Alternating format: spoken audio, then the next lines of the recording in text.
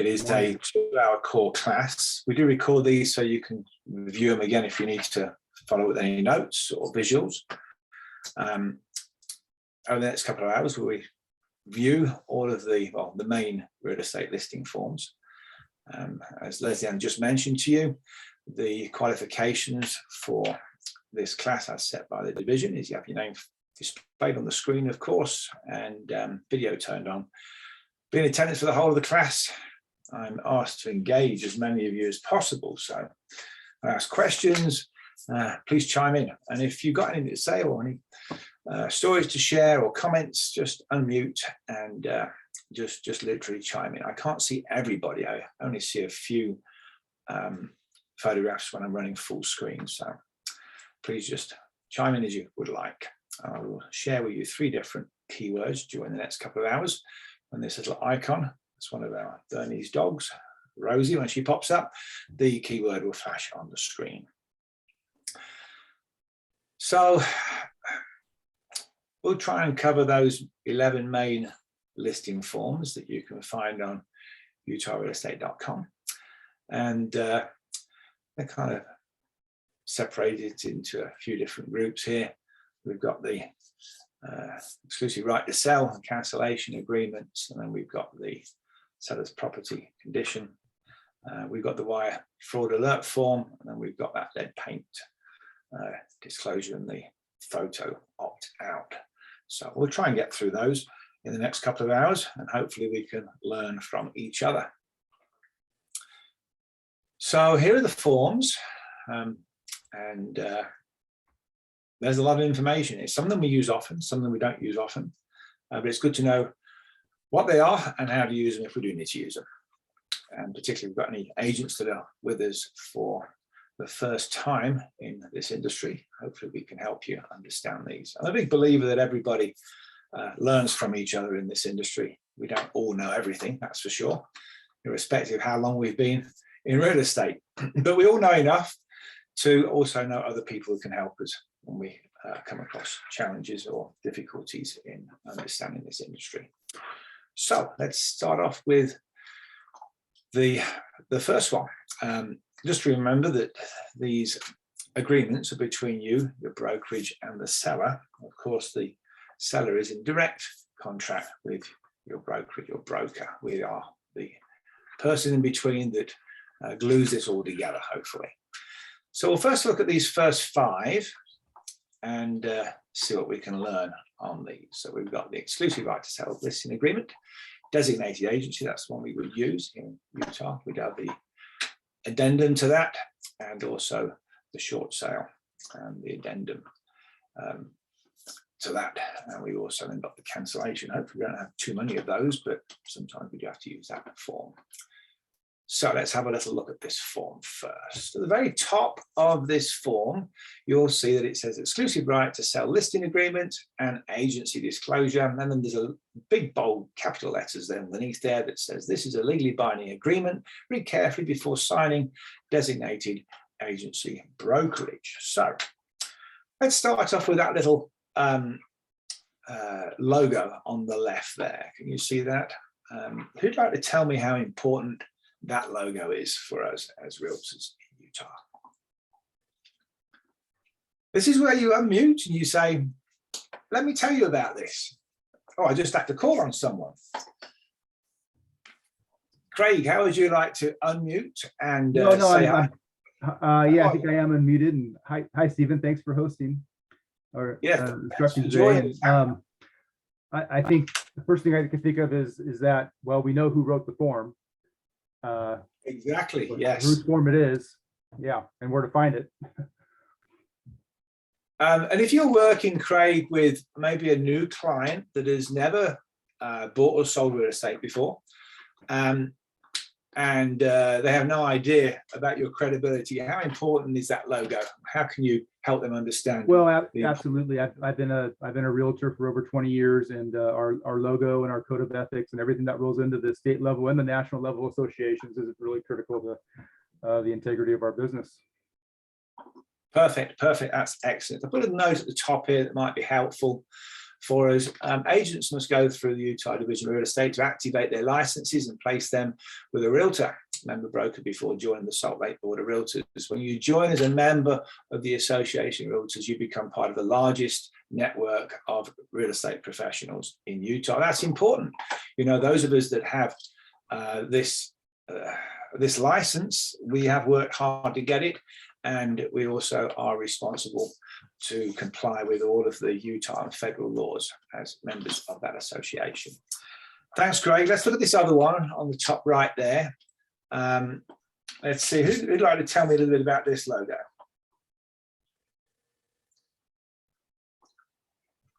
Suzette, I can see you. Would you like to unmute and tell us what you know about this logo, the Equal Housing Opportunity logo? I was looking at that and I was thinking that it must represent our rules and laws on fair housing.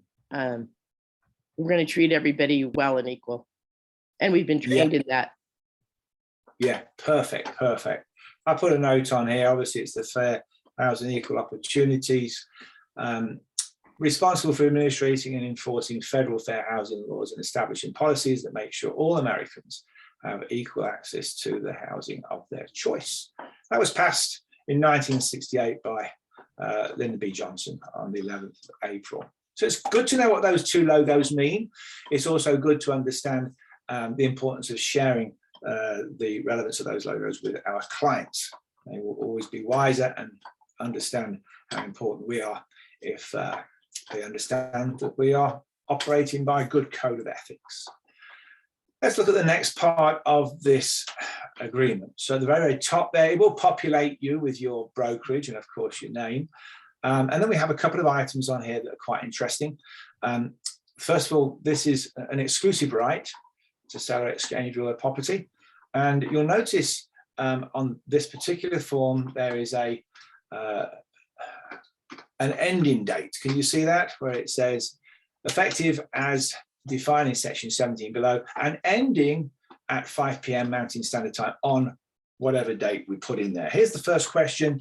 But if you're working with a client who has no idea what sort of date we should put in there, what counsel might we give them or discuss with them to arrive at a good date? Let's see who we got here. Kurt, do you fancy having a unmute there and tell us what you think on that? Well, I just usually go with the standard 6 month term. Okay. And why would you go for 6 months? Just give us an idea. That's what I've done for the last 20 years. Okay, it's worked out well for you. So here's the thought. It may depend on what type of property we're buying.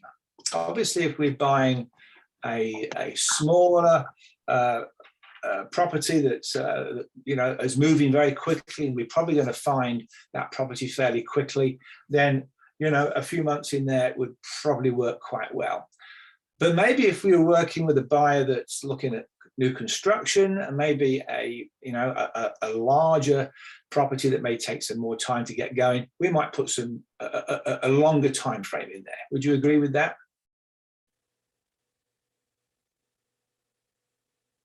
Yeah. I saw Suzette nodding. Do you want to tell me why you'd agree with that, Suzette? Give me a bit more information on that. Well, I did a lot of new construction, and these houses at best are 6 months, but right now, literally, they're taking a year. So you got to cover yourself and make it long extended on new construction for sure. And at the beginning, you don't know if your client's going to go with existing or new buy. So I only want to do this once, so I'll probably put in a year.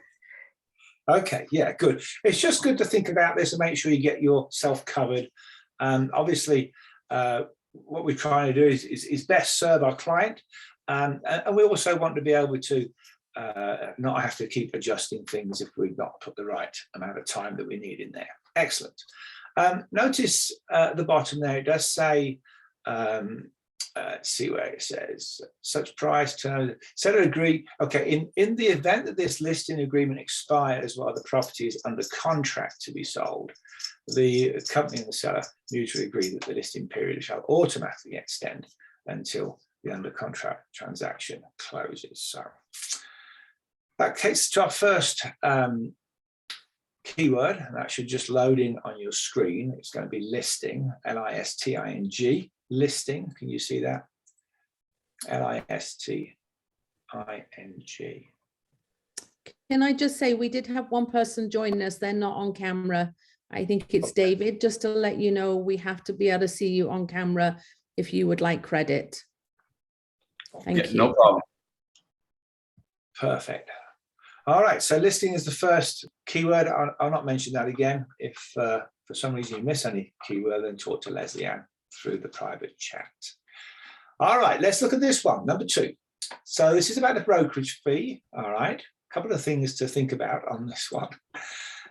First of all, it clearly says there the seller agrees to pay the company a brokerage fee in the amount of, it could be a dollar amount, or obviously it could be a percentage, which often it is, of the acquisition price. Now, let's ask ourselves the question here, how do we explain or help our clients to understand that this contract is between them and our brokerage? It's not us. We're not actually getting the fee. It doesn't come to us. They don't pay us. We're getting paid by the brokerage. Some people think that we're getting paid directly from them. So who'd like to respond to that question? How do we comfortably help our client understand that this fee is between them and the brokerage? David, I can see you. You just joined us. Would you like to respond to that for us? No, I just always explain that this agreement is between the seller and the broker of whatever brokerage you're with, and that as an agent, your involvement is to facilitate and represent them, and basically that fee goes to the brokerage, and then you're offering, of course, you decipher what you want to offer, buyer agent commission along with that. But that's how I kind of explain it to people, and then answer any questions that may follow up after that. Yeah, I'm glad you mentioned the other agent or the other brokerage, that this fee is going to pay not only the selling, but also the buying. And, you know, it's paying 2 different brokerages and obviously 2 different agents. Very good. At the very bottom here, we also have a little note there that says, let's just cover actually the bit that David mentioned. Let me pick it up. Okay. Hey, Stephen, Yes. is the contract with the broker, is that state law or is that our industry choice way to do things? Or is that guided by state law? State law. Yeah, it's a state. In fact, it's a federal law actually, but it is a state law. Yeah, we have to use this form if we're going to sell a property, and of course we've got for sale by owners, and they've got a little bit more freedom here and there, but obviously they don't have someone looking after them. So yeah, it is definitely one of the laws. Notice here, it does say that there is, at the very bottom there, brokerage fees are not set by any board or association of realtors or MLS or any manner other than between the company and the seller. So it can be whatever we decide. And on this number 2 section, you'll notice that there is a seller's initial. And it's unusual because usually all the initials at the bottom of the page, but on this particular listing agreement there, they put like the seller's initial just under number 2, so they understand what they're paying. And it's pretty clear. And then we've got this protection period. So it's so many months after termination or expiration of the listing agreement. We're going to put a number of months in there. What might be a number of months that would be good that we might consider on that? Anybody like to respond? Yes, please do so. I saw 3 fingers come up there. And I can't see who you are. I can see the top of your page. Would you like to unmute and tell us why you might put 3 in there? The lady that I cannot see her name. Cherie. Oh, it is Cherie. Okay, perfect. Tell us why you put that in there. That's just a round number that I've always done. Just 3, you know, if the expiration date, if number 1 comes around and someone comes in and that has looked at the property during that period, but then wants to buy it after that expiration date, then I for 3 months, I get to be able to represent that seller. So 3 Yeah, months good. is just a good round number for me. Yeah, I've actually done the same. Usually works on 3 months, but obviously we can put in there whatever is comfortable with everybody. Has anybody done anything different than 3 months? I just saw that Kurt raised his hand, but do you want to chime in on that, Kurt? Well, actually, I'd like to go back to number 2 and just throw something out. Okay. there. Has Please. anybody ran into the trouble of your client thinking the brokerage fee, say you say 6%, and then you put down in the BAC 3%, that they're actually going to pay 9%? Because I don't believe anywhere in here it says that 3% is part of that 6%, does it? That's correct. So you're going to put 6% in there, and then of course on the listing agreement on the MLS, you're going to put down a buyer's agent fee there. So if you put Has anybody had a problem 3%. thinking that that's 9% and not just 6% total? That No, because the 6% is for both, isn't it? I'm sorry? It's 3. The 6% is for both, 3 and 3. Right, but then you're adding another 3% for your BAC. So, I mean, I He's understand. talking about the form, Stephen, where you put in the middle, you're putting in a total of 6%, and then at the bottom, you're doing a BAC of 3%. He's asking, if I'm understanding right, how many have had a client who have thought that would actually be a commission of 9%? Correct. Oh, I've had clients think that, I understand what you're saying. because it now. reads really weird. Yeah, Yeah, it I doesn't- understand what you're saying now. Yeah. Has anybody, someone just said they had a client that thought that. How did you get over that?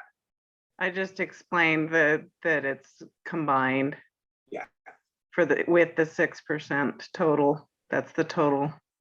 Yes. But absolutely. it is written really poorly. Yeah, it do you would have any pushback when you say that? I've got a little pushback because it doesn't actually say the two are combined in one. I mean, Right. the It's total- written really poorly. Yeah, we should kind of look at that, I think, as an industry. I really Thank you. don't like that it has the dollar amount and a percentage, because that should be or. Should be all correct. Yeah, it's funny, these agreements are written the way they are. Someone, I guess, Yeah, they're got supposed to be some- written by really smart people, and I found some problems. yeah, I can see what you're saying. Okay, I understand what you're saying now, Kurt. Sorry about that. I was not quite understanding. I come from England, and so when we came over here, whatever it was, 13 years ago, real estate's very different over here. I mean, it's just like a completely different animal. It is a better system here in America than it is in England, but all of the terminology is just different, and so I had to really learn and be very careful to understand how this process works over here. And it takes some time, and then obviously we've got to understand it ourselves so that we can explain it to our clients. Good. Okay, well, thanks for raising that, Kurt, and I think that may be something we can, when we've got opportunity to mention whoever it is, that the powers that be, maybe they could change that. I can certainly talk to the division about it. All right, let's go to the protection. We talked about protection period. Often 3 months is usually a good time, but of course just needs to make sure that everybody's comfortable with whatever we're putting in there. And okay, let's go to 4. We've got these warranties and disclosures here on this section. And it's interesting that there's a lot of seller agrees. If you notice that in this section, it's all about what the seller agrees and the seller warrants to do.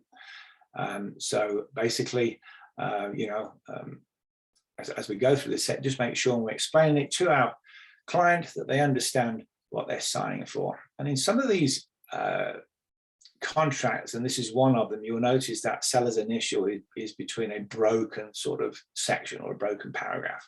Just make sure when you're getting these signed, you do get them all signed as needed. Any questions on number 4?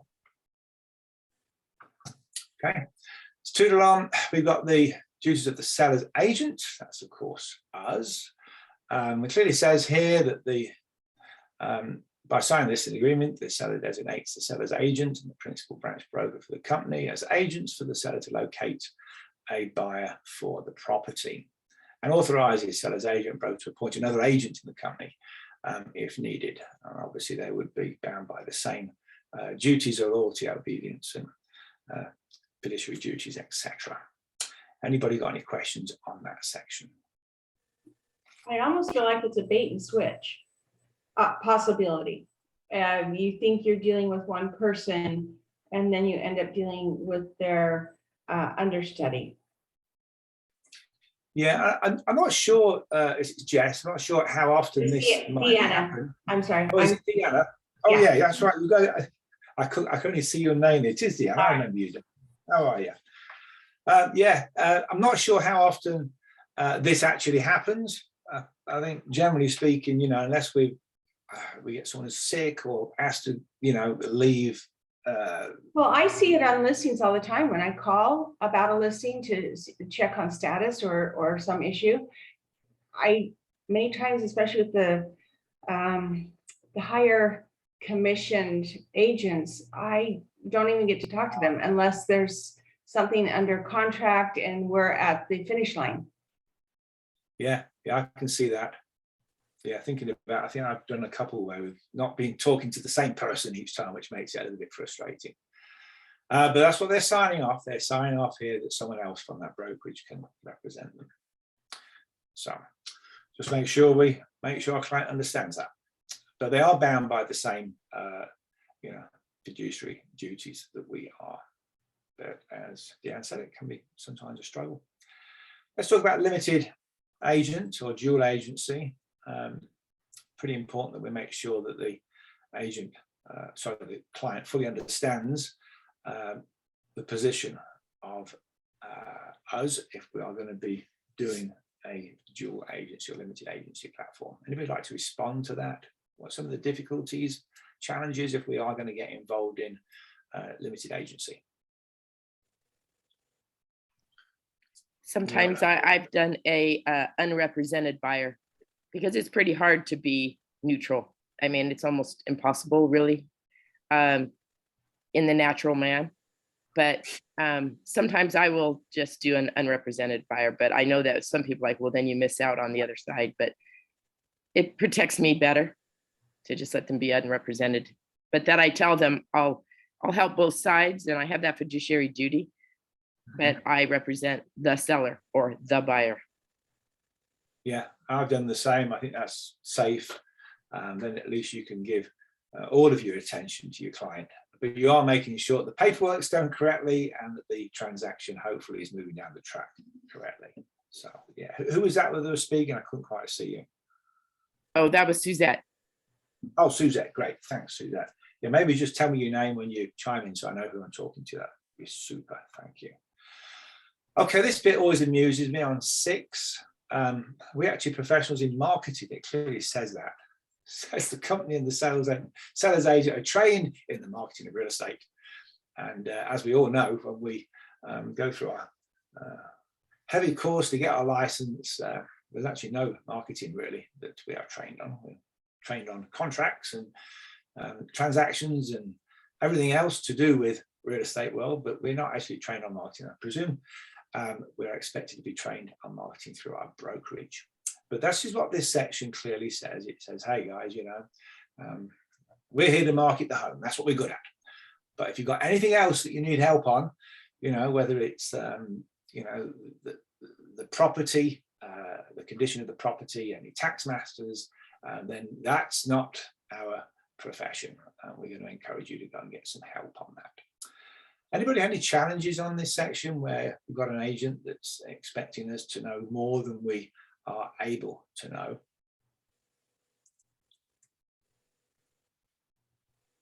Oh, okay. Well, just make sure that we are strongly recommending, I think that's the wording in there, that they get some help from a third-party service if they need some professional help on the property. Go to this section here. We've got the dispute resolution. And then we've got the attorney fees and governing law. So you'll notice on the buyer broker agreement, the the exclusive right to sell listing agreement, you'll notice that it's a little bit different to what we got on the REPC. You'll notice here it says parties agree that any dispute arising prior to or after closing related to this listing agreement shall be first submitted to mediation through mediation provider. So we don't have a choice here. This is what's going to happen. We're going to make sure we go to mediation first. And then we are going to make sure that we are governed by Utah state law. Any questions on that? Okay, let's go to the next part, which is 9. Probably need to move a bit quicker here. This one here basically is all about what the seller is authorizing the company and the seller's agent to do. And as you look at this, we've got, we'll be able to disclose information to the MLS, which includes obviously the price and the square footage and what it is. We'll also be able to obtain any finance information that might be needed. Whole keys to the property, open house, of course. We've got the preliminary title report, the home warranty, obviously communicate with the seller. So basically the client is giving us permission to do all this. At the very bottom there, earnest money could go into an interest-bearing trust fund. So that's number 9. Well, just stop me if I'm going too quickly on this, or if you've got any questions. Personal property, of course, I like this one. Seller acknowledges that the company has discussed with the seller the safeguarding of personal property and valuables located with the property. Okay, why is that important? When we do an open house, even though we're going to do our very best to make sure that the home and everything is secure in there, we're not actually taking responsibility for that property or the valuables located within that property. And that's what we're making sure our seller understands. Anybody have any challenges with that at all? Anybody have any challenges, maybe with an open house or showing where something's gone missing, or they've had to deal with? Yes, I did. Oh, please tell us. Who's speaking? This is Janet Anderson. Oh, Janet, fire away, Janet. Thank Yes. I did an open house many years ago, and I had a buyer come in, and he came through and stole some drugs out of the nightstand of my seller's home. And I did not see that happen. I was with the client in the hallway. I guess I had someone else came in the door, and I was distracted, and I didn't know that they were stolen. And the owner called me back the next day and said her drugs were gone. And I'm like, I can't imagine how it could have happened, but it did happen. Not my knowledge. So how did you tidy up that situation with the client? Well, it caused a little bit of a rift between the seller and myself, because even though it states this on the personal property, she still felt that it was my responsibility because I was there. And I was there, and I was doing my due diligence. I wasn't letting them roam around the house. I was there, but you know, you understand when you have more than one person in the house at the same time, you don't always have your eyes on everyone.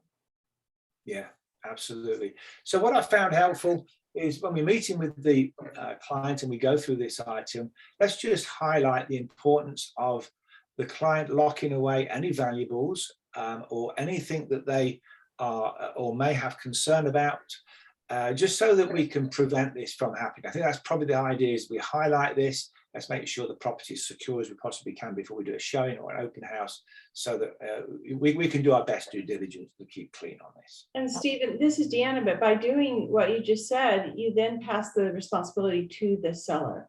Instead of you being their watchdog, Right. you've asked them to take care of things, do their own due diligence on protecting their items.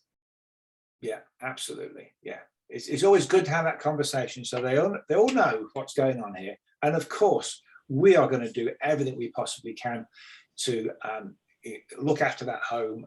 But it's quite rightly highlighted by Janet. If we've got a few people we try and look after, we can't see everything that's going on. So prevention is always better than cure. The attachment here of the property condition disclosure and the wire fraud alert disclosure. So we basically said they are part of this agreement, and there may or may not be some additional items, and we'll look at those two forms a little bit later on. 12, which is really the foreign investment in real property. Of course, if we're dealing with someone that is qualified in this area, then there could be a situation that we will hold back some of that revenue in order to pay the tax. Okay, and we need to make sure that we check the correct box there. Of course, if they're not, then they are going to disclose everything at title and settlement. We've got the equal housing opportunity. We covered that a little bit earlier on. Then we have the 7 federal laws there. The Department of Housing and Development. So we, making sure we are not discriminative between race, colour, sex, religion, disability, familial status, and national origin. We're also agreeing that we are going to be able to use electronic transmissions, which is great in this modern day. Helps us all do things a little bit easier, a little bit quicker. We've got the joint sale clause. This can happen, particularly if you're working with a seller that's considering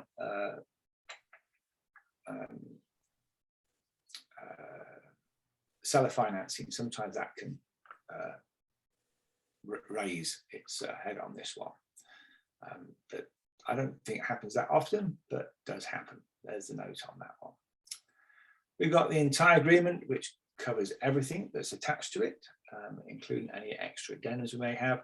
And then we talk about that effective date that we talked about early on in 17. Every time we raise an addendum, we're going to mention that effective date, so everything's attached to this document. At the bottom there, we'll go. Yes. This is Cherie. Back on 15, I always have, I have like a brain cramp every time I try to explain that section. Is there a easy way to do that when you're in front of your client? And on 15? On 15, yes, the due on sale. How do you explain that so that you're not reading the whole thing and so that you sound intelligent? Well, let me open that up first before I tell you what I would do. Does anybody like to take that question and respond to Cherie?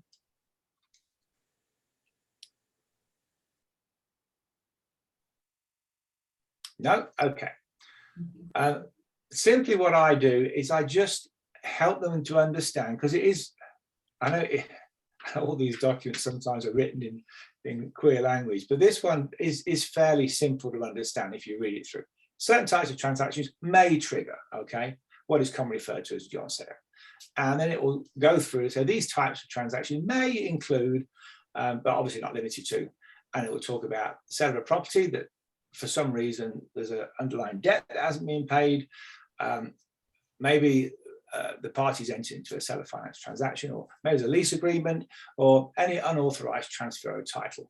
So I sort of go through it and just highlight those pieces there. I'm just saying, what we're saying here is the seller, which is you, understand that if there are any underlying encumbrances or mortgage on the property contained in the joint sale clause, and the general court is triggered, and the lender may call the entire unpaid balance of the loan immediately. I actually don't know of any stories where this has happened, but I do know of agents that have had this happen on certainly the seller finance transactions. Wait a minute. So if there's a lien on the house from R.C. Willey, the seller has it under that clause is saying you're going to have to pay that when we wrap this up, right? Because they might take it out of the proceeds. Because they don't always tell you till you look it up and you're like, oh, there's a lien. Yeah, and the loan officer will be able to figure that out. That's one of their first things. Their underwriters are going to figure out all of that stuff. But there may be some other things that have not been found during the first part of the transaction. It may go through all the hoops and then it raises its ugly head at the end of the day. So, but generally speaking, those items are going to be taken care of. But they're just covering themselves that if we do have a situation where there are some loose ends that need to be tidied up, then the John sale would be triggered. So it'll probably not be very helpful to you, Shireen, on that, but I just read through it. I make sure they understand that, Okay, This sometimes does happen. thank you. Good. Okay, let's toodle on then and see what we got to. I think we got to the end of that one. So we'll just quickly go through these others. I'm just looking, my time is moving ahead fairly quickly. So addendums are pretty simple, all right. Just make sure that if you write an addendum, that you make sure the details are easily understood. The least amount of words is better than more. Just make sure that you've got it. Can you give us an understood. example of when you'd use something like that? I mean, I've never actually used it, but when would you? So, I have an answer. yeah, fire away, Sherry. You have to have, from the time that it's signed, from your agreement, exclusive right to sell agreement is signed, you have like 5 days to get it on the MLS. So if you've got, my example was, I had a little old lady who wanted me to sell her house, so I had her sign all the papers, and then she took 2 or 3 weeks to get her house cleaned out and ready to go to be sold. And I didn't realize I had a deadline, and so I got fined $500 and I had to take a class because I didn't get it on the MLS within the certain amount of days. How did they even find out that you had that paper in hand?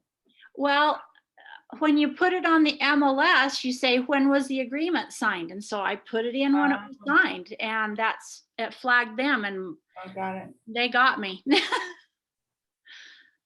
Okay. It was an expensive learning experience. Yeah. Where on the MLS are you putting the date the agreement was signed?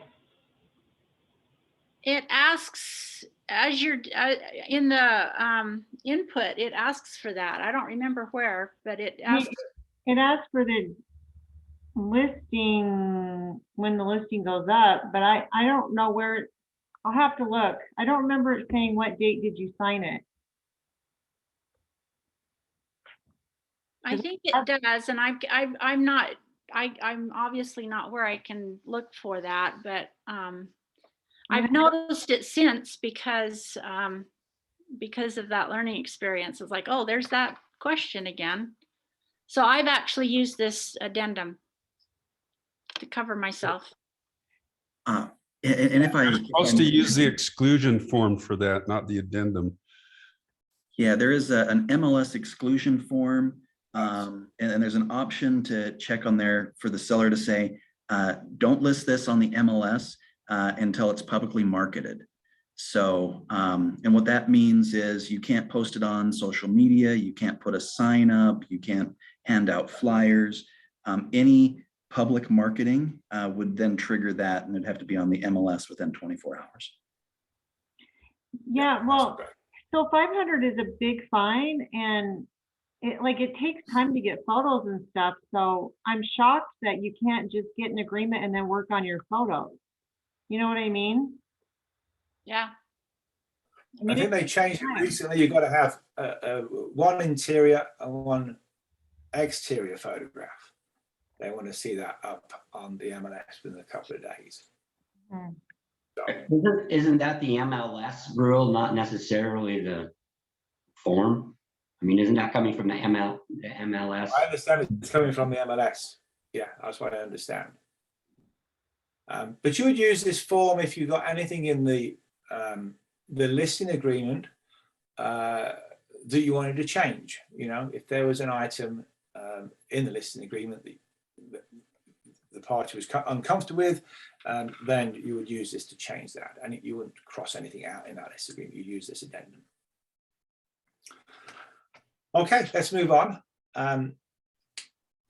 We've got this one here, which we're hopefully I don't have to do too many of these, but there was a time, I think in 2007, 2008, there was a lot of these short sales. So that was used quite often. And if you're using this form, just make sure that you are helping your client understand what they're authorizing and some of the disadvantages that may come their way if they're in a short sale. If you have got a client that's considering a short sale, certainly encourage them to get some professional advice to make sure it's the correct move for them, because maybe it's not. And if they work with a financial advisor or someone in that professional field, they'll make sure they're making the right decision, because they are giving up some rights. Okay, so you've got the authorizations down there, which cover a chunk of items. And then as we go through this form, let's see if I can just load up that next sheet. It's got stuck. It's my internet's got stuck, I think. Let's just have a try that again. Okay, you'll notice on this one is the big one. Okay, so seller may not receive, any sellers from the proceeds, and you'll go through some of these areas. They may, lose legal or financial interest in the party. They may have a negative impact on their credit rating, and you'll notice there we keep telling them, get some counsel on this. Don't take our word for it, or we shouldn't be involved in this anyway. We should make sure they're making this decision correctly. The seller is going to be held harmless for any acts or omissions with a third party. So they're going to be working with a third party, and they generally hold all of the nuggets in this game. So just make sure that if you're working with a short sale, that your client does understand that they may have some negative impact on this property. Anybody here done any short sales recently? I think we're out of that time period. Yeah, I think so as well. But there was a time I was in a brokerage when we first joined this industry with Keller Williams, and there was an agent there. All she did was short sales. I mean, she was really good at it, but she was like the short sale king. And there was a lot of business there. And now in this next decade, we're dealing with escalation clauses. Yeah, isn't that amazing? So yeah, just make sure that when we are using this form, it's the right course for the client, because it may not be. There may be other options they can go down without doing a short sale. Okay, we've got this sub-agency addendum. Not often used, but can be used particularly with brokerages where you've got multiple agents working with similar clients or same clients. Anybody use this one recently? Okay, I don't think a lot of people use this one these days. It is being used though. I'll just highlight that the importance of being neutral, and obviously importance of our fiduciary duties. There's that limited agency consent agreement, which was highlighted earlier by one of you. If you're going to do that, this is the form to have them sign so that you are clean and representing your own client. Cancellation, sometimes it is time to say goodbye. Hopefully not too often, but it does happen. Sometimes it's not even our fault, it just happens. But if that's the case, we'll pull out this form. There's a couple of options we've got here. I'll be saying that the agreement protection period is not cancelled or terminated. If so, let's make sure we check that little box there. And then, of course, there may be some payment that has been agreed with the client and the brokerage. And if that's the case, we'll put an amount in there that can be signed by you or the broker. Any questions on that form? When would that be a part of the contract? Right at the beginning? Sorry, So, Dan. so my question is, so I did a cancellation of a listing after a mother with a newborn was just too exhausted to deal with all of it. And we canceled the listing. But that was after, and I'm asking about this contract. Is this one that you've got on the screen right now something that you bring up at the beginning with your listing contract? I wouldn't. No, it's for later then, like with this young mother, right? Yeah, if you have to cancel an agreement, then you'll bring this one out, and this will formally cancel Okay. So it's terminate. late, it's later. When you brought up the number 3 about payment, they agreed to pay the company X number, this much money. I was thinking, well, was that agreed to at the beginning of the contract? So that's where I was confused. Okay, so maybe what may have happened is your client and the company or the brokerage may have agreed that, because of this amount of work that's been done, we're agreeing to pay for this. We had a client and we had an agreement with them that we would do all the photography for them. That wouldn't cost us them anything. But if we didn't go ahead, if for some reason they pulled out of the deal, that they would pay that photography cost back to us. It wasn't with the company, that was a personal agreement with us and them. And they did pull out and they said, yeah, we'll just pay that. What this is talking about is if for some reason work has been done and the company or the brokerage working with the client has paid out money or some part of expenses, then or time from the agent, and they want to be reimbursed, then the agreement would be that you'd put that amount in there, and it may only be a few $100s, it may be more or less, but it's whatever has been agreed with them and the company when you come to terminate the account. Okay, so it's when you come to you're not going to agree this early on. It's going to be when we've done all this work, and we think there should be some compensation. So that's what it's there for. All right, let's go to the listing form. Next section, the seller's disclosures. It's a big form, that is. We'll try and get through that one. So we're doing on time here. Okay. All right, so seller's property disclosure. This is a pretty important form. This asks the question. There's lots of stuff on this, and it's quite complex. 7 pages of it. If you've got a client who I don't know, maybe they've been in their home for 30 years and the last 20 years have been great, but maybe they had a flood or a fire or something that went on 20 years ago, it's all tidied up, and they say to you, do I need to disclose that? What would you say? Yes. Why? Because it happened 20 years ago, Sherry. Why disclose it? Everything's been fine since. Why do I need to disclose that? Because if there's any mold in the wall, or if there's any trusses in the ceiling that are weakened because of a fire, they need to know that they need to just have a heads up that happened. They need to know that things weren't being hid from them and kept secret. And in a sense, we're protecting our client, aren't we? Because Right. they can't sort of come back and say, hey, you didn't tell us this. And it's great if the client's got any bill receipts or contract details or notes that came from the professional that did the work to repair, because then they can. But what if they're the second owner and they said, well, the first owner told us whatever, they had a flood in 1970. I don't know. What if they're the second owner and it never happened with them?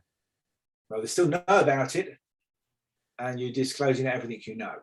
So if they knew that the first owner, they'd disclose it. If they didn't know, obviously they're not going to disclose it because they don't know.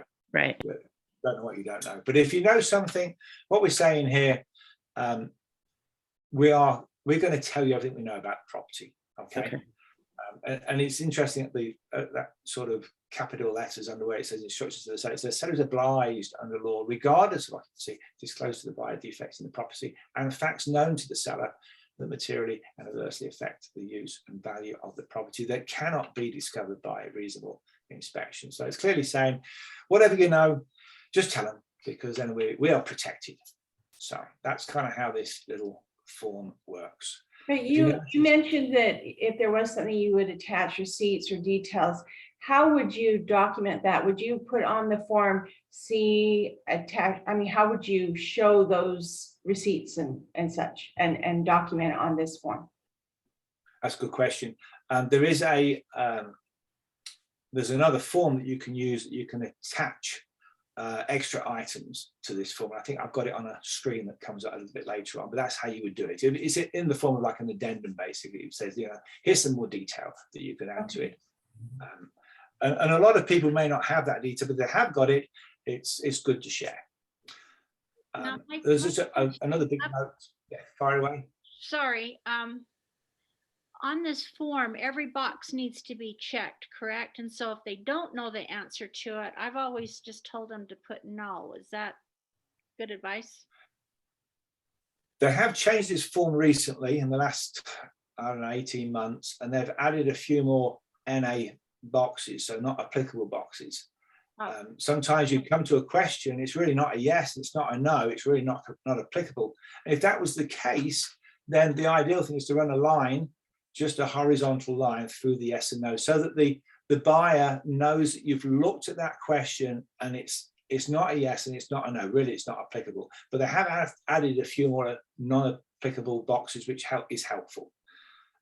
You would only put no if it was no, and you only put yes if it was yes. But if it wasn't applicable, you'd put a line through it, or you check the box if there is one there that says not applicable. So for example, on the HOA category, if you don't have an HOA for that property, and then you say, you know, it's not applicable or whatever, then all of the blanks underneath that, because there are several, and also about like water rights, then would you actually draw a line through all those? I've just had people leave them blank.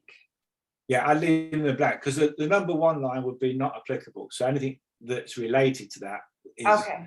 So anything of the detail under that, you can just leave those blank. That's right. You can just leave those because the top one you've told them this doesn't work. We're not in this. Good. I think I've got those sheets on this. Let's see if we can run through them. Stephen? Yes. This is Tristan, by the way. Tristan. If I may, what I typically tell my sellers when filling this out, if they have any questions on whether or not they should disclose maybe a flood or a fire or something that had happened, I always ask them, why not? Why wouldn't you disclose that? Because if you disclose that there was a flood in the basement, and then you explain what you did to remedy that, it's going to show the buyers that you've taken care of the home. It's going to look a lot better if you disclose that and how you've taken care of it. Yeah, that's a great style of approach. And it's also good to say, what would you like if you were buying this home? Would you appreciate all the information possible that could be shared? And people say, yeah, I'd probably like that. Well, let's give our potential buyer the same. Absolutely. And then I also just wanted to mention really quick that I know we're not covering the Rep C today, but providing this document doesn't satisfy all of the seller's obligations for the seller's disclosure deadline. There are a lot of other documents that the seller is obligated to provide. If, say, they have an HOA, lead-based paint disclosure, that's part of the seller's disclosure deadline. And the PR, any PR and plat map. Yeah, absolutely. Yeah. It's like a never-ending deep hole, isn't it? That is the largest section of the Rep C, honestly. Yeah, it is. Just to highlight that one little area about notice from the company, that the buyer is advised not to rely upon the company or the agents of the company for determination regarding the physical or legal condition of the property. That's not our place. Okay, that's all to do with the clients, buyers and sellers.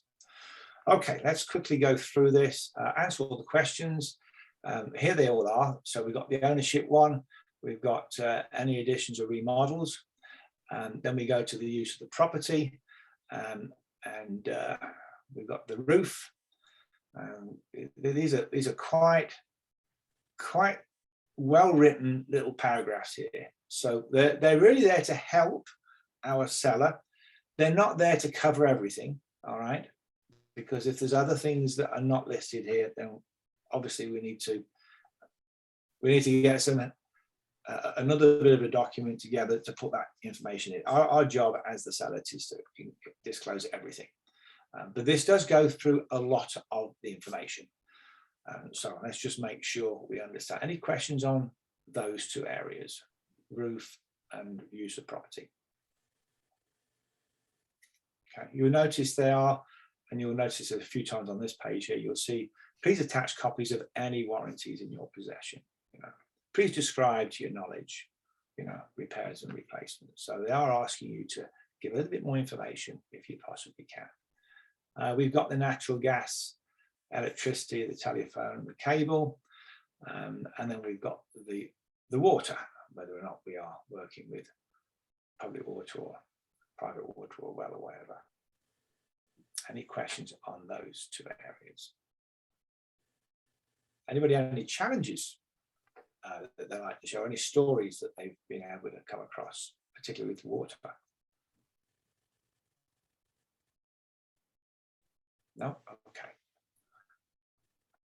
And if they need some help understanding what water they have or have not got, then they just need to, you know, go to that website and look it up and find out what they have and haven't got.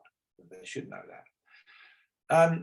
The sewer septic tank, cooler heating, they have actually added that box there. You can see there, the NA. You'll notice that's been added, and the same on the cooling and the heating. Anybody got any questions or comments they'd like to share on that section? Oh, okay, good. Got equipment, and they've also put these extra boxes in here as well. These didn't happen before, so that makes it a bit easier if they don't apply. Any questions on equipment, appliances, or fireplaces or stoves? If you do notice, they use this phrase, to your knowledge. Yeah, yes. Please describe to your knowledge the nature of any such problems. So that's what we're trying. Anything we have knowledge of, that's what we're going to disclose, whether we have it because of our own personal experience with the home or whether someone else before as had the home as shared that with us. Any questions on those three? Okay, we've got this little section here. Just remember, these are split sections again, so don't forget to get your initials in there. And if we've got any brand new agents here, just a heads up, when you're working with this seller's property condition disclosure sheet, notice at the bottom of the sheets, there are two sets of initials. There's the buyer's initial and date, or initials, and there's the seller's initials and date. And the seller's initials and dates are in the middle there. If you don't make this clear to your client, sometimes this form will come back, particularly if they're, you know, doing this as a hard copy, which is often the case. They'll come back and Mr. Seller has signed in that box and Mrs. Seller has signed in the buyer's box. Anybody have that happen before? I've had it happen a few times. So just make sure that your seller understands that they're going to get both their signatures in that little box where it says seller's initials. They're not going to use the buyer's initials box because that's for the buyers. When they review this, they're going to initial it and return it. So you're going to get all your seller's initials in that little box there with the date. If you're working with electronic files, it's much easier because it automatically populates it. But if you're working with a manual form, sometimes they can miss that. Any comments on that or any of those areas? Okay. Let's look at interior features, exterior and exterior features. So anybody got any challenges, anything they'd like to highlight on those two areas? Anybody dealt with properties with swimming pools? Anybody have any idea of what we might be careful with when working with a swimming pool? Probably just the mechanics of it, as far as the pumps and maybe the last time it was serviced or when it was, the tile was repaired, any kind of documentation of any work they've done on it. I think there's more on this line where it's those pumps for the jetted bathtubs, because 30 years ago, those were the rage and they seldom work anymore. Yeah, you're right. Yeah.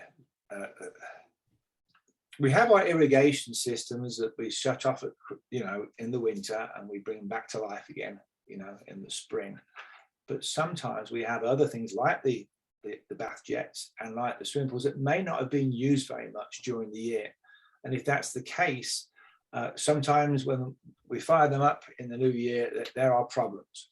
So, and this happens with swimming pools. They have a little bit more work to keep them going. So just be aware if you've got a client with a swimming pool or with some of these unusual features, that they are working to good order when they shut them down. If they've got if they have a technician or an engineer that comes out to, winterize them, it's good to have that I guess certificate or form or whatever was supplied by the engineer, so that you can share that. Because unfortunately, sometimes when these items start up in the summer months and they don't work, the buyer can think that maybe the seller didn't disclose correctly.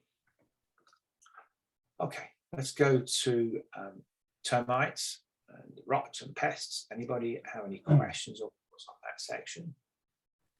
You'd think in a dry state like this that we wouldn't have termites, but our own personal home had subterranean termites.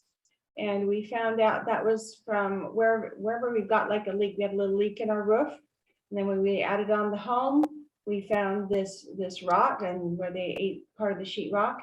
And you can, just for your own personal information in Utah, you get a company out and they certify that they put a barrier around your home and they've killed them. And then I asked, well, where did the little guys go? And they said, oh, up to 500 feet or 5,000 feet, whatever it was, to their neighbors. And so you might want to warn your neighbors that they were coming. Yeah. And also sometimes with areas that start with a new construction where the land has been, not used for many years, that can also increase a lot of visitors that may not have been there previously. I was wondering how many people are being honest about rats and mice. Because not everybody has them, but some people certainly do. If you're in the rural area, you're definitely going to have Glenwood Heights. mice. You're going to have them, aren't you? Because you're out in the country. And as I said, particularly even if you're in the city area, if they've got a new development, new construction that's happening, just a neighborhood away, all of those little furry friends have got to go somewhere new to find their food, and they can end up, close by or in your home. So, yeah, we should just be honest. Question about the termites.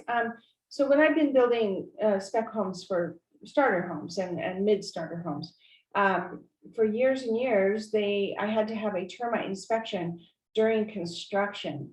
Do you know if that's still the case? Because I haven't done one for quite a while, and I don't know if it was just because those smaller homes were related to FHA. I don't know the answer to that, Deanna. Okay. Anybody else know the answer to that? In the new construction model home, if it's FHA, we always had to have that form. It's just FHA, not. It was not conventional. Okay. Yeah, definitely FHA, but yeah, I've not heard of that conventional. Very good. Let's move on to structural items and soils. Often we may not even know this, but if we do know, then we are going to obviously mention what we do know here. I think that part's going to be more applicable for new construction, or if you've had some kind of contamination that you know about. But to do new construction, you have to have a soils test now, so that would be more pertinent to that situation. Yeah, and there's a land form. We'll look at that one that goes into this bit more detail. But yes, if we know something, we are going to definitely be disclosing it. And if your house is close to maybe an industrial site, and maybe there was a spillage of some liquid and it flowed down to your property, then really we should be disclosing that, because we don't know the people that are buying. They may have animals or youngsters that have sensitive issues to certain substances or materials. Boundaries and easements. It's really important to know where they are from the outset. And believe it or not, sometimes we do have homes where the boundaries are not clear, or the boundaries are actually incorrect. So just make sure that we disclose what we know there. And if we can see those pegs or those markers, then we can make sure we're in good shape. Talked about mold. Someone mentioned mold earlier. this can be a big one. And if we've got a client that thinks they can just get a lick of paint in the bathroom and paint over the mold so it looks good to sell, then that is not what we're really looking at. We've got to make sure we get rid of the mold. It'll always come back through the paint, and it's not much fun if that happens. The buyer can definitely sue the seller. Any questions on that page? When you say the buyer can sue the seller, where is your time limit on that? Well, it just says after. So it could be any. If the buyer can prove that the seller has been negligent in disclosing something, that there is no time period. It just says after the sale. I remember years ago, and I took our stringham test. There was a guy there. I probably told you this story before on a different class, but the reason he got into real estate is because he lost money selling as a for sale by owner and not disclosing. He said, I wanted to sell my house, didn't want to use a realtor because they get paid for doing nothing. I decided to sell it myself, which I did. And I saved my $9,000, which I would have given to the agent, which I was very pleased about. 6 years later, the buyer sued him for over $20,000 because he had not disclosed something in the house. And he didn't know he had to disclose it.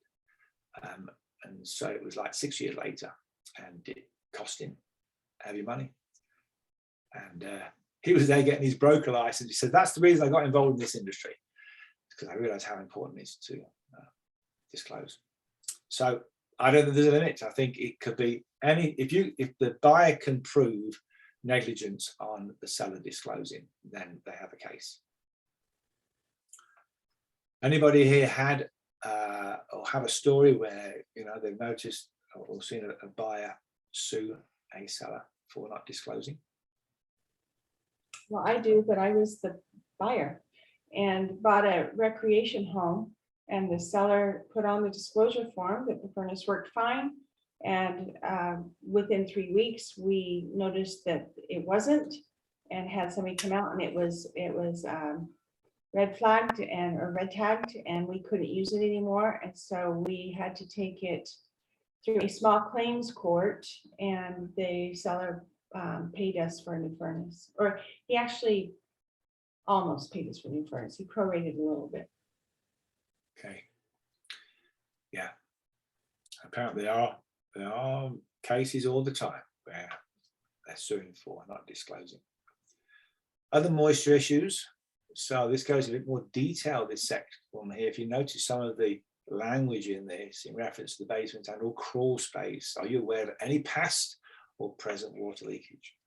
So, and this next one, it will say, are you aware of any past or present water or moisture related damage that might be caused by, flooding or lot drainage or more moisture, condensation? It goes through all the options here. So you've got to make sure that your client reads this, because they're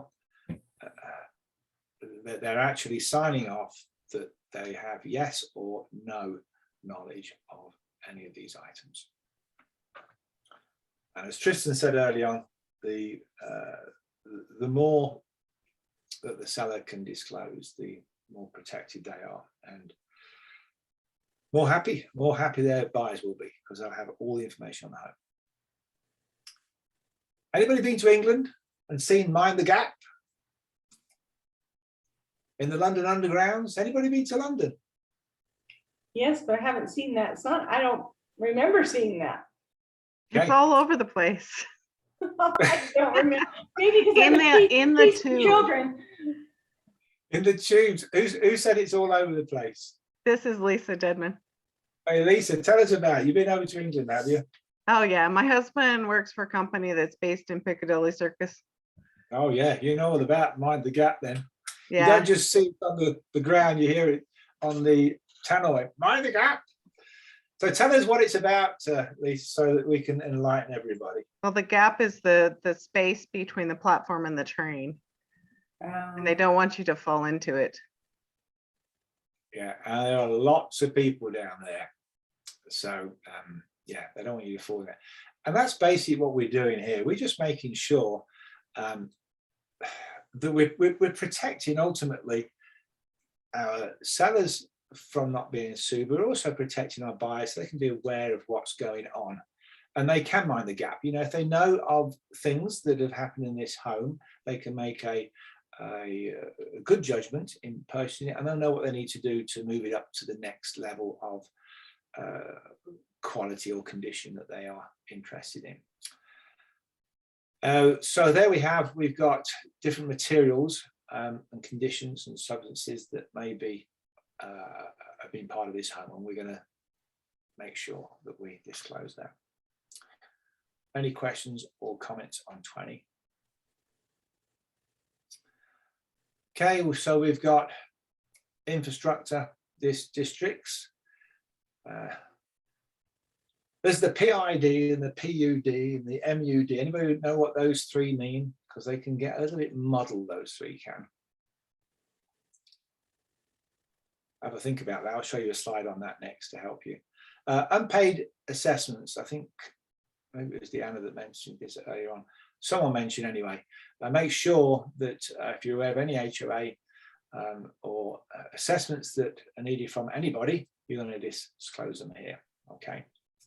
And make sure we take care of that. If you're doing any work up in the Heber Valley area, that is something that's happening a lot, like with Red Ledges, Timber Lakes, some of those HOAs, they have a lot of unpaid assessments that you have to let people be aware that they're going to be taking on a continuation of that bond. Yeah. And they can be reasonable amounts of money, can't they? Yeah. Mm-hmm.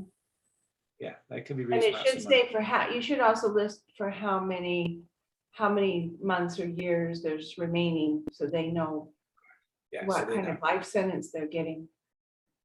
Yeah, and I think they do send out a statement at the end of the year anyway. So if you've got one of those, you can hand it on. So anybody know the difference between the PID, the PUD, and the MUD? The PID, PUD, and MUD. We'd like to have a crack at those. Anybody? PID is Public Improvement District, kind of what you're talking about in Heber. Yeah, very good. I'll load them in, and maybe you could read them for us, Suzette, so that everybody can learn on these three. Was that you, Suzette? Would you like to read those for? Just unmute. I was reading just fine on mute. So the MUD one. Yeah, just read all three for us so we can Okay, make sure we understand the difference. Municipal utility district finance the construction of the public infrastructure that does not yet exist, typically utilities, facilities, and roadways. The purpose of the MUD is to provide a developer an alternative way to finance infrastructure. I've never seen that. Yeah, so that one basically is, it's all that happens before, okay? Before we get the building there. Okay. So PID, Public Improvement Districts, is an entity created by a city or county. It can be used for the same purposes as the MUD and sewage infrastructure. However, PID can also be used for sidewalks, roadways, landscaping, parks, recreation, public safety, security, parking facilities, affordable housing, etc. PUD, that's what we see most of the time. Public Utility District is created by the community and operated under a elected board, which may seem similar to an HOA. However, it exists solely to provide electricity, water, sewer, and telecommunications. Although PUDs are controlled by the homeowners, they operate independently from the homeowner or HOA. Perfect. Thanks so much for sharing that. Yeah, most of us are familiar with the PIDs, but if you look at the other two, the MUDs is before, and usually the PUDs are after. That's the way in which I remember them. Anybody got any questions on those? Very good. Sort of highlight those three because sometimes we get them muddled up. Easy to do. All right. Oh, where's happened here? Fine. There we go. In it comes. Second keyword. If you missed the first keyword, talk to Leslie Ann, and she'll be able to help you. Talk to her privately on that. I can't mention the first keyword again, but the second keyword is infrastructure. Okay, so there we have it there. INFRASTRUCTURE.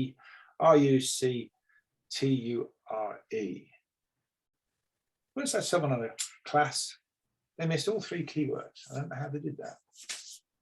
But that's the second one.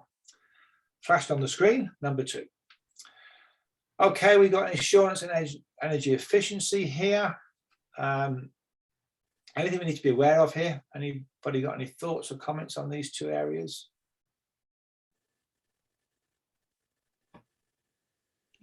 Would this be solar panels? Right.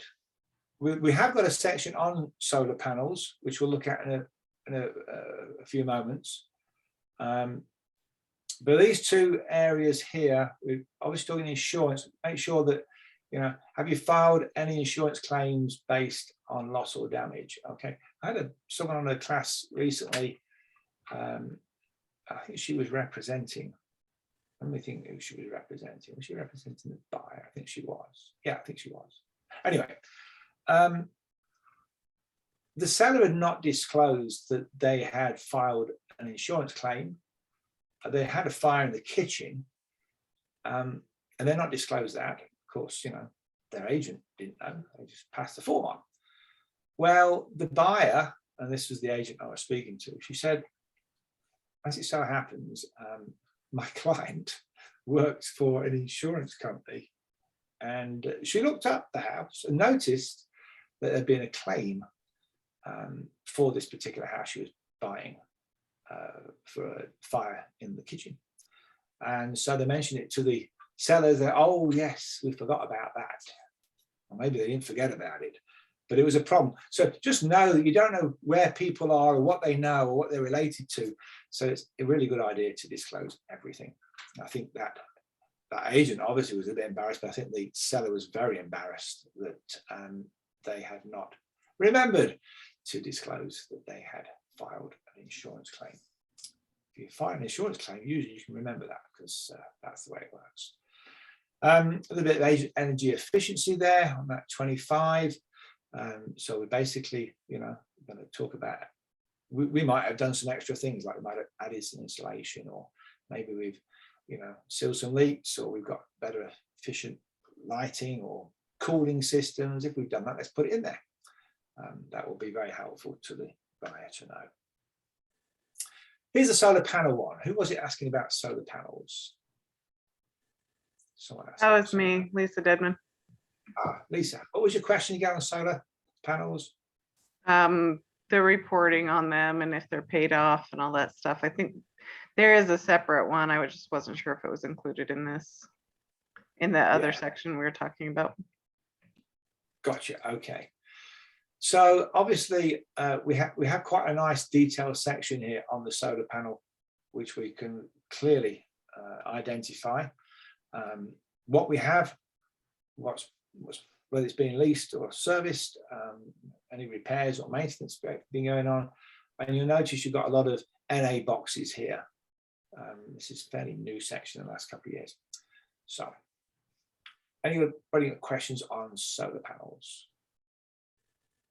Just to let you know that solar panels don't last forever.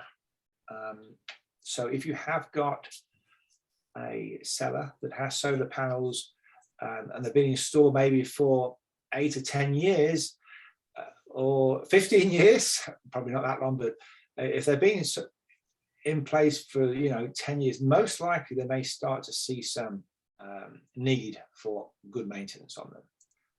But what if the buyer just doesn't even want the solar panels?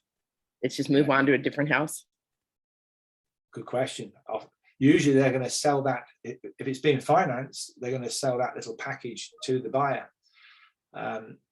Often sellers will settle up the solar panel fee before they sell the home. That's, I think, the preferred way of doing it. But if they are going to sell that little agreement on, then yeah, that buyer's got to think about it. Some of these solar panel companies will take away the panels. I think it depends on how far you are into that lease agreement and what sort of package you have. So maybe Suzette, if they were lucky, they may have a supplier that say, yeah, we'll take them back, if you don't want them. But I think in this section here, it's up to the seller to give all the information possible so that the buyer can make a wise decision as to whether or not they are going to continue with that solar panel, or maybe, maybe they're going to adjust the price of the purchase of the property to swallow up whatever they're uncomfortable with if they have got solar panels that have been on there for a long time. But solar panels don't last forever. Just know that they do have to be replaced. They do wear out. Anybody got any experience with solar panels or buying or selling them on homes? Okay. All right, let's look at this one. There may be some other systems that are around other than solar, and they may have some impact on the property, and that's what this one is talking a little bit about. So wind generator or other, and if there's any equipment that is on or by our property, we will need to disclose that. Square footage and acreage, really important that we make sure we've got that correct when we're selling the home. Can really be frustrating for a buyer if we've got the wrong boundaries in place. Okay, so note there, buyers advised not to rely on the seller, the company, or any agents of the company for determination regarding the square footage or acreage of the property. Often the square footage can be a little bit different from what it is on the MLS. They get the appraiser in there and he comes up with something different. And the same can be with acreage. Now, this one will be fine.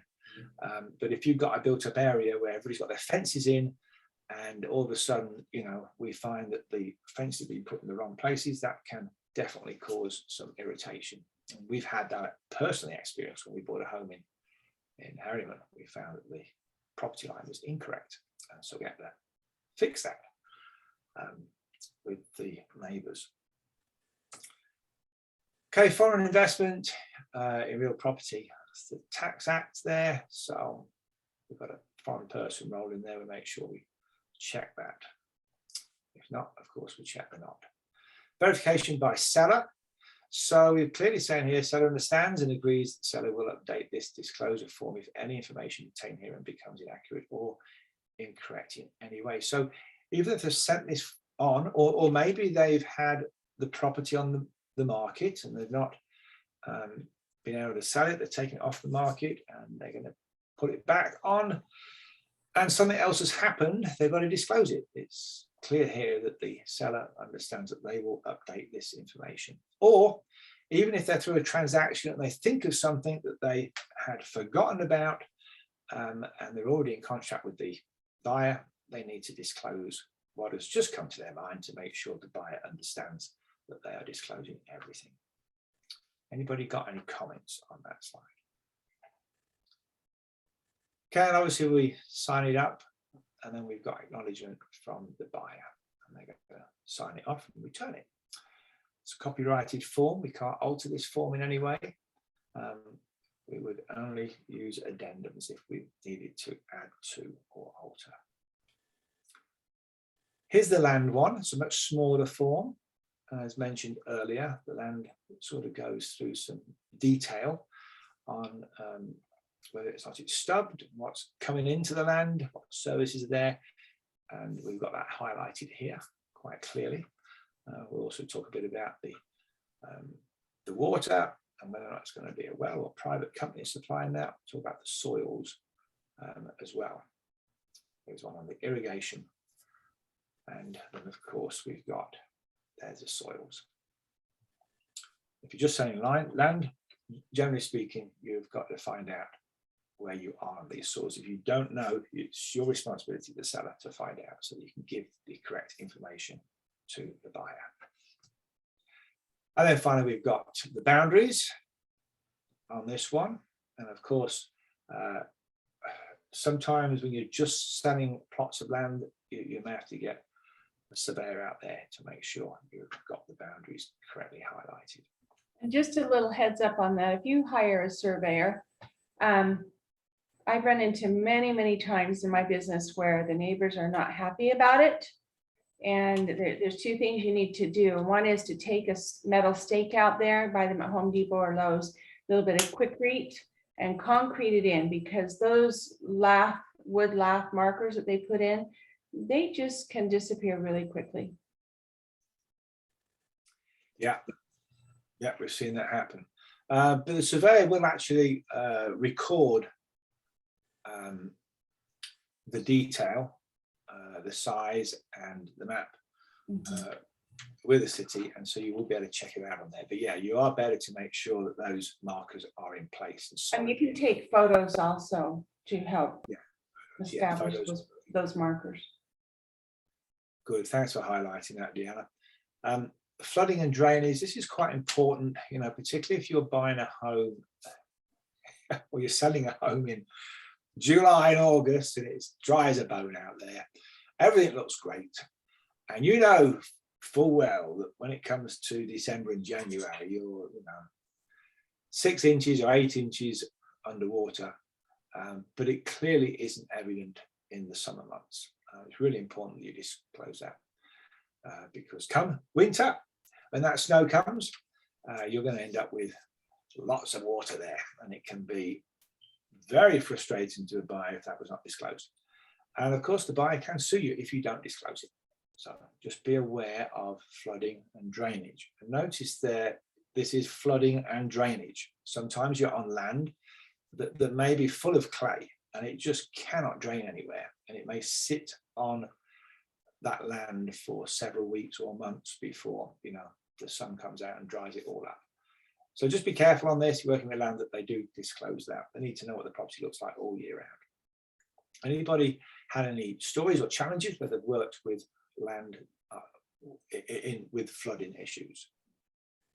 Not with flooding issues, but on a listing out in Nephi, this doctor guy just never went out there. He'd had it for 20 years. He didn't know anything about it. And he kept saying, I don't know. Yeah. And so but I can't fill it out. And he said, you fill it out, just do whatever you think. And I'm like, well, no, I can't do that. But I tried to get him some answers for him to check yes or no. But he just said, I'm just writing it as is, or I'm going to write in, I don't know. Thankfully, a builder bought it and he was able to do the property lines. And there were some things that he found, but the owner didn't know. He's just never even been out there. So here's an option you may consider if you're working with that type of client. Obviously, as you look at these yes, no answers, we don't know. So if it was me, I'd put a horizontal line straight through the yes and no on all the ones we don't know. And it may be on most of the form. And then I would add an addendum to this disclosure that would say, I don't know, in the sense, I've had this property for 10 years. I don't ever go out there. This is all the information I have from who I bought it from. And I'm fully disclosing everything I know, which is obviously not very much. Okay. At least that would protect him, because then the buyer knows he doesn't know. Yeah, he just kept writing on that straight line, I don't know. And somewhere there he was writing, I never go out there. He was like filling it all out the way he wanted to. And I was like, well, I guess it's all there. Yeah, as long as he's being protected, if you don't know what you don't know, okay? Right. Okay. Then at least the buyer knows he doesn't know. Okay. Very good. And it's good he put those notes in there. At least the buyer gets to know where he is on this. Okay. Okay, so maybe some environmental issues on land. Sometimes you buy a piece of land and because it's the last piece, I don't know, in an area that's been used for new construction, and all the builders keep dumping the stuff they don't want onto this piece of land, and it grows and then it gets, it's grass on top if you're lucky. You may not know what's underneath that land. There may be no virgin soil until you go down 8 foot or something, if it's on a slope or whatnot. So this is, if you know that information, make sure that you are disclosing it. And particularly if stuff has been dumped on that land, which may be, hazardous materials. Little note there about homeowners association. There may be a homeowners association on that section, even if it's just land. If they are, let's jot that down. And there's a little note at the bottom there saying, if you've got the details for the the homeowners association, and let's write that detail down. Unpaid assessments, we're going to note that, and anything to do with property tax bases, we'll jot that down as well on that number 11. And then we'll finish up by sending that off, and of course you've got this little note here, the seller is verifying and that he will update this information if something crops up to his mind that he's forgotten. And of course the buyer is going to acknowledge receipt of this, and that's the land. Okay, here's that addendum. There it is. So someone asked earlier on about the addendum. If you're going to add to or take away from any of the seller's property condition disclosure, this is where you would do it. And you can put in as much detail as you can on that addendum. All right, let's go to these other listing forms. So we've got this wire fraud alert disclosure, which we're going to have to use, of course. I think it might be Tristan that talked a bit about the lead paint disclosure. We have that one. We have the property photo opt out for the MLS that we can use. So let's have a look at those. So wire fraud disclosure. You've got 6 lines there, okay? 3 say never, 3 say always. Never trust wire instructions sent by email, okay? Never send personal information such as your social security numbers or your bank details or credit card numbers unless it's through a secure or encrypted email or personal delivery to the recipient. Never click on attachments or links from unfamiliar sources. These attachments or links may contain malware that is or allows a hacker to access your emails or your computer. Always independently confirm wire instructions by speaking personally to the recipient of the wire. Always confirm that the contact information for the wire transfer recipient is legitimate. Call the verified number. Always take steps to secure and secure your system that you're using with the emails. Make sure you're using strong passwords, etc. with your Wi-Fi. So we have this wire fraud alert. Apparently there's been a lot of fraud with loan companies, banks, where people get the information, they get the money, and it's a problem. So now they're protecting themselves and making sure that our clients understand ultimately 2 things. Never trust instructions that come through email alone, and always confirm wire instructions with a person call or through your telephone. Anybody got any questions or comments on this one? Anybody got any stories where they've had a client or know of a client or a realtor that's had to deal with fraud in real estate? Okay, notice you got the 3, well, it's 4 actually, 4 different websites at the bottom there, which you can go to if you want some extra help. All right, you've got the investigation line, you've got the white collar crime centre, and you've got the Guard online area on top of your ic3.gov site. So they're 3 good sites to go to. You might want to make a note of those when you're working with the fraud alert disclosure, so you can give them all the information they need. Okay, so that's your fraud alert disclosure. Let's talk about this lead paint disclosure.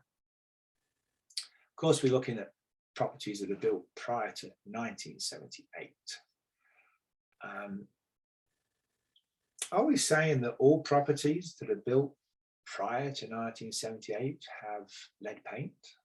You can answer that question for me.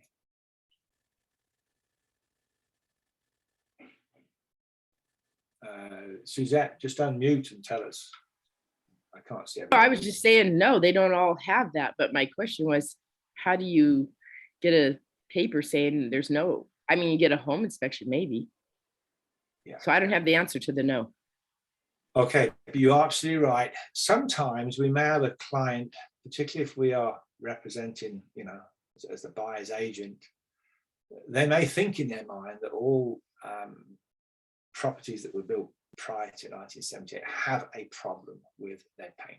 And Suzette's quite right. No, they don't all. Some may. And that's why we have this disclosure here. Okay, we're saying, hey, there may be some. Let me mention something else as well. It may be that there are houses that are built after 1978 that may have some lead paint in them. Maybe there's an owner that bought some paint prior to 1978, have kept it in his store for the last 10 years and just decided he's going to use that blue paint now to paint one of his walls, and it's got lead in it.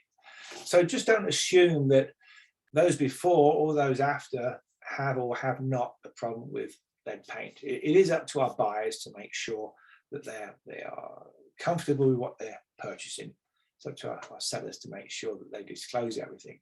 And if we do have a seller and the house was built in, 1995, and the seller realizes that he did actually paint a few rooms with his lead paint that he kept for the last 20 years, he'll need to disclose that.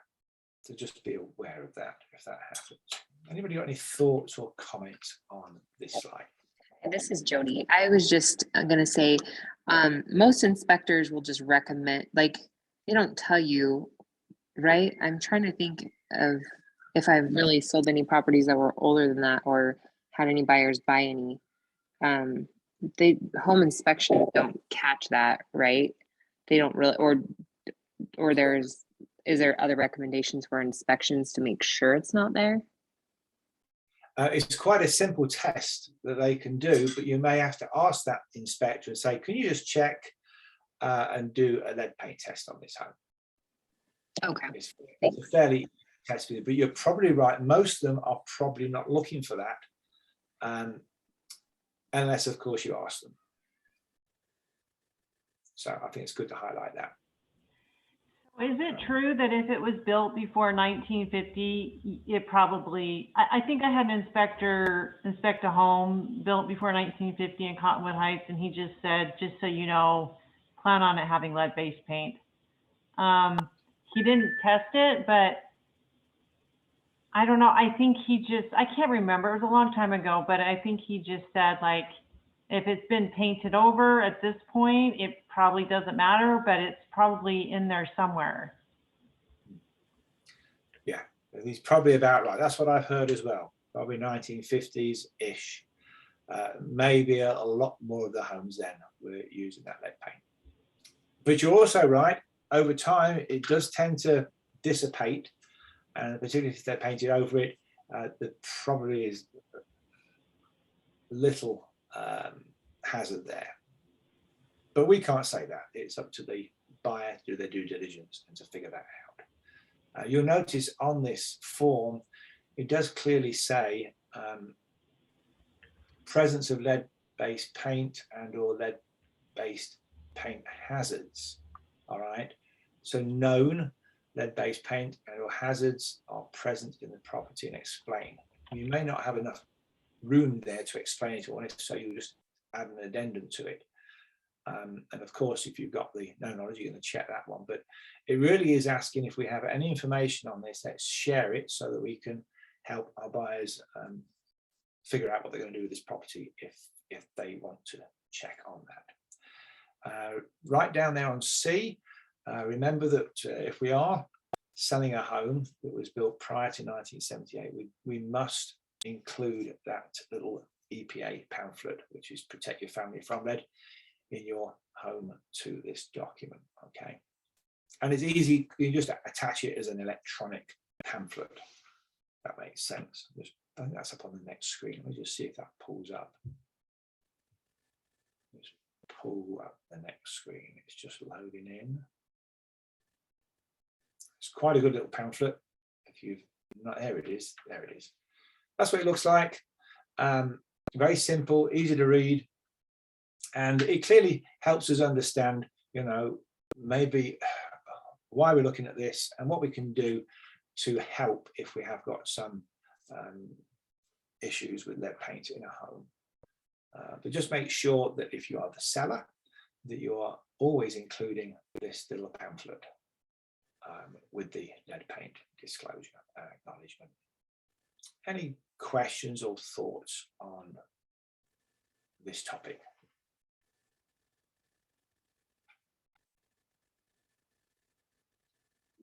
Okay. Very good. We shall move along. Who can explain to me why this section 3 has these two options, the I and the double I? Who can explain that to me? Why we have this? Yeah, we're looking at that. Who we not heard from today? Would you like to look at that for me? Let's have a look at my little list here. Let's see. Phil, are you still with us, Phil? I don't see everybody. I just see their names here. I am. Hi, Phil. Have you worked on this lead paint disclosure form before? I have. Okay. We'd like to explain what you think, why we have this section 3, and particularly why we have those two options on C. Well, it gives your buyer the opportunity that they acknowledge that they can conduct an assessment if they want to. They could hire a home inspector and a test and see if there's lead-based paint there. They have that option to acknowledge that they have that option. And so they can protect themselves if they would like to do that based on the responses that the seller gave in the previous section. Perfect. And then that double I there, they're going to waive the opportunity, aren't they? Correct. So they can either say that they want the opportunity, or they can say, I'm good. It's been painted over 10 times since then. Okay. If we got a client who says, you know, oh, I'm thinking of waiving this, is that a good idea? How would you answer that, Phil? Well, that's why you also have the buyer, what's that other sheet? The buyer disclosure form that says, I don't know anything. And I would just say, that's your option, but you'd let them know give them the pamphlet and let them know what the risks are. And then let them know that that's their option. Yeah, ultimately, they couldn't sue anybody. They lose the right because they've waived that opportunity to conduct a risk assessment or inspection for the presence of lead paint. They're saying, oh, I'm okay with this, it's fine. So if anything down the track happens that they're uncomfortable with, they have waived that opportunity. Okay, so then obviously we're going to sign that and we'll all be good to go on that lead paint disclosure. Okay, here comes up our next keyword as we get into the final few minutes of this class. So we had two keywords so far. I can't share them again with you, but this one's going to be lead-based. That will be the keyword for this third one. LEAD hyphen BASED, lead-based will be the third keyword. If for some reason you missed the keyword, talk to Leslie Ann privately. Hopefully she can help you.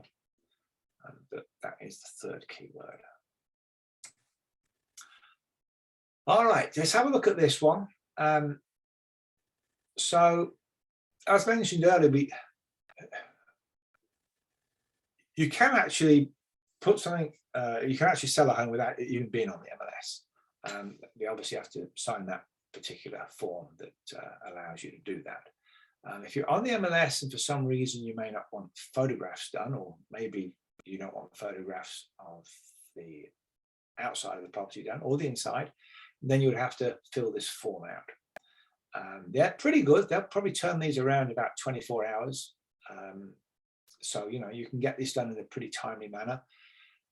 Let's ask some questions here. And why might we have it? What might be some of the conditions or circumstances we have a client who doesn't want a photograph of their property, either inside or outside or both, but they do want it on the MLS? Who'd like to respond to that question? Anybody got any ideas? It could be a public figure who doesn't want their house, everybody to see it, or it could be, you know, maybe, I don't know, maybe a foreclosure or something, or it just doesn't look very good. Yeah, very good. Yeah, it could be public figure, could be a foreclosure. What else might it be? Any other thoughts on that? I've had someone that is in the middle of a divorce, didn't want the photos on. Yeah, that's a good one. Sometimes renters don't want their the Yeah. photos taken. They refuse to let the photographer in. There's problems with that sometimes. Yep, yep, definitely. Any other thoughts?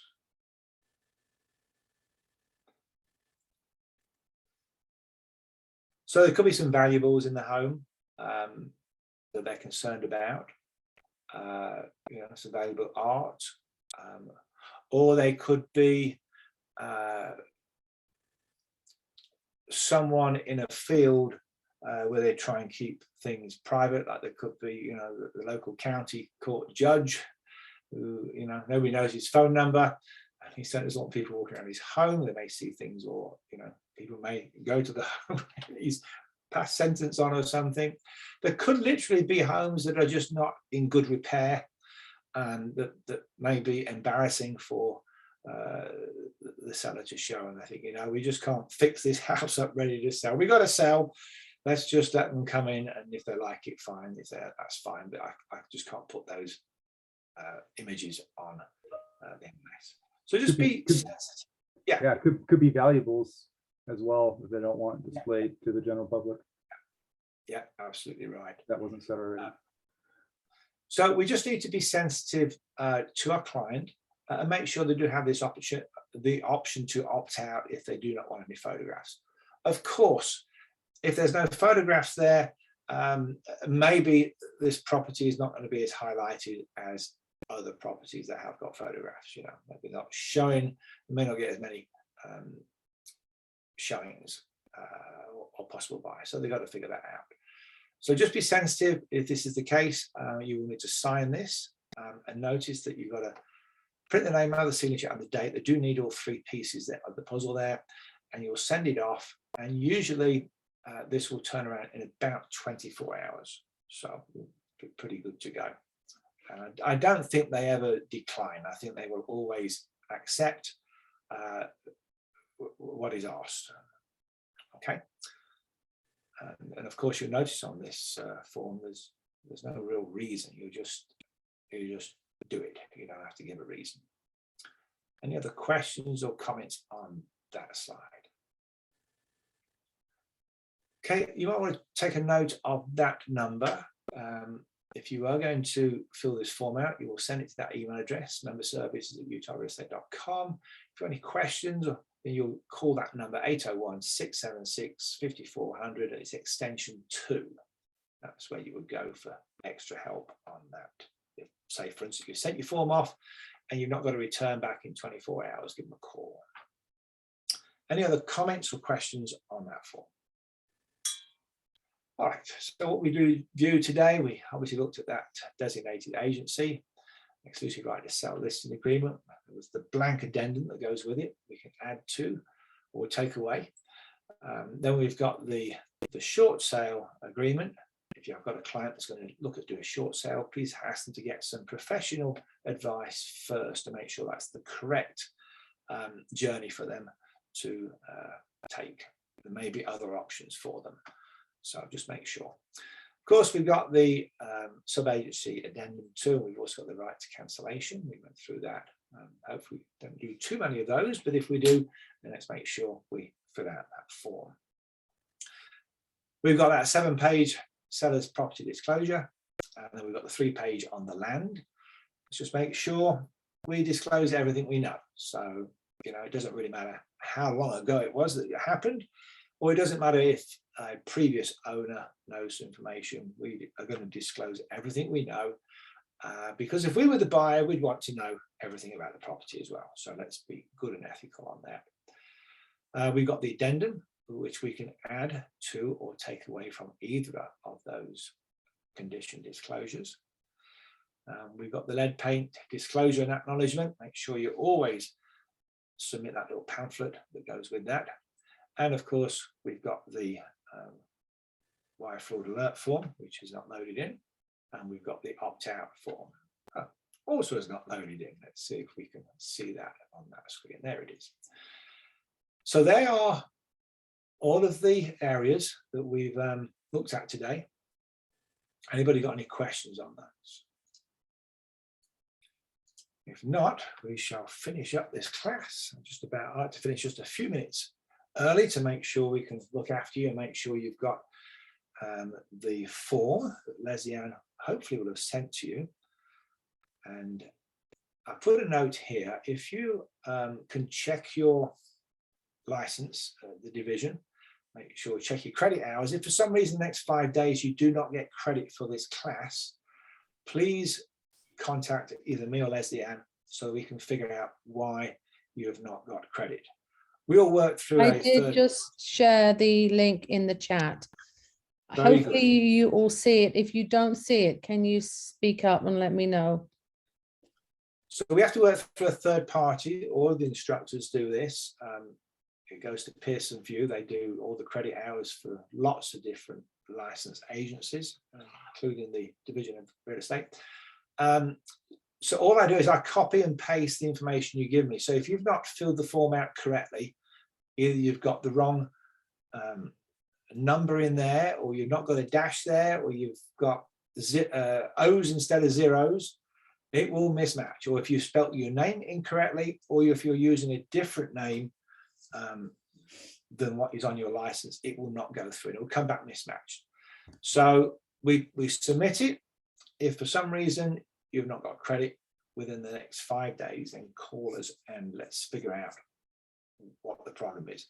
There have been occasions where all of your details have been correct, and for some reason it has not gone through, and it's because they also want your social security number. We had that happen just a few weeks ago. I do have a question for probably Leslie at Presidio. You know, when you sent out the email, you could check the boxes of the classes you want to take, and we submitted that. Although your email did say we're not going to remind you or whatever such, I only remember 2 of the 3 that I checked. Is there a way to find out what was the other one I said I was going to take? No. You can't find the email you got? I do have the email. Oh, okay. So every time you fill in that form, you should get an email. Oh, really? Because I didn't get an email. Okay. But we I just mean, I like do. to have a rough idea of who's coming. So you feel free to jump on one of our classes, even if you haven't signed up. We just like to have an idea. Okay. Next week we have, excuse me, I can tell you what classes we have next week. On Monday, the 7th, we have how to prepare and hold an open house. That's a 2-hour CE class. And then Wednesday afternoon, 1 to 3, seller's discovery presentation, another 2-hour CE. And then on next Thursday, federal real estate law. And that is a 2-hour core class again. Okay. So what happens is, when you sign up, and you can, if you go to our website, presidioutahre.com and click on education, it will take you to our calendar, and there's a button for non-Presidio agents to sign up for. Presidio agents, you don't need to sign up, but if you like getting an email so you remember what you sign up for, you can. Okay, or like you said, you could jump in. You guys just wanted a general idea. Yes. Except it looks like your mandatory class is in Pleasant Grove, Presidio, correct? In person? No, I think it's always Zoomed. Let me have a look. Didn't look like it. Is that the one on the 24th? Let me get to 20. Yes, on the 24th. Yeah, no, they're doing it at the Pleasant Grove office, but they're also Zooming it. And so Okay, it those doesn't on say Zoom that. can still get credit. Yeah. Okay, awesome. Yeah, it doesn't say that it will be Zoomed. It just says at Pleasant Grove. Oh, okay. On the main calendar, when I click on it, it shows at PG and Zoom. Great. No, it doesn't say it on this email you guys sent, but Oh, great. okay. That's awesome. Yeah, we got Curtis Bullock, the president, CEO of the board. So, yeah. Okay, perfect. So just to let you know, folks, I will bank these hours later on this afternoon. So if you want to fill that form out now, you'll catch that first banking and give you all that 2-hour call. So thanks for being with us today, and wish you a super day and a super week and a super weekend. Hope to see you again. Thank you. Thank you, Stephen. Thank you. Thank Thank you. you. I have a quick training question for the Presidio training. Uh-huh. On March 9th, you have a seller's discover your presentation training, and on March 14th, you have a seller's discovery presentation. Is that the same Okay, training? so tell me those dates again. March 9th in the afternoon, you have a seller's discover your presentation. Uh-huh. And on March 14th, you have a seller's discovery presentation in the morning. So on March 14th in the morning. On my March 14th, it says buyers A to Z Oh, on the perfect. calendar. Yeah, we did kind of have a little slip up with some classes. The calendar got out of whack. So these classes that we teach, the class on a Monday and a Wednesday are 12 classes called Raising the Bar. They're subjects that, like, we actually at Presidio require newly licensed agents to take those classes. They're a variety from open houses to whatever you realtor should know about the loan process to the REPC. There's 12 of them, and 10 of the 12 are 2-hour CE classes, and there's 2 core classes, and they're taught on a rotation every Monday and Wednesday. So if agents just did every Monday for 12 weeks, they would end up doing 12 classes. If they did Monday and Wednesday for 6 weeks, they would do all the 12 classes. So the classes are different on the different days.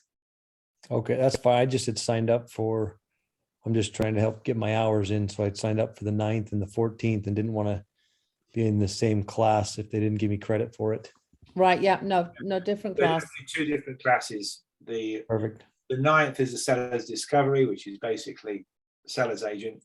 Okay. And 14, that's actually a glossary for buyers, and it goes from A to Z. There's all of the different terms that we come across when we work as a buyer's agent. It's kind of a glossary. It's quite a good little class, that one. Nope, that's great. I just didn't want to, just making sure it wasn't the same class. I Yeah. Yeah, so appreciate your help. the classes do get repeated, but you can read, so every 6 weeks, either on the Monday or the Wednesday, you can retake a class, but yeah. And then we do often have core or other CE classes on a Thursday, anything from 1 to 2 hours, and sometimes a 3-hour. Like I know we have the mandatory class, this one, and then we have a commercial property management mandatory class, and the division now require that everybody has to take one of those classes to renew their license. Right. So yeah. Nope, I appreciate your help. Thank you so much. Okay, you're welcome. Ellen Morris here. I have a quick question. I'm looking at your link. I hit it and it's saying March 23, 2022 up at the top of it. Is that going to be an issue? Sorry, it's saying what? So it looks like the title might be different, Leslie Ann. I'll open it up and have a look at it.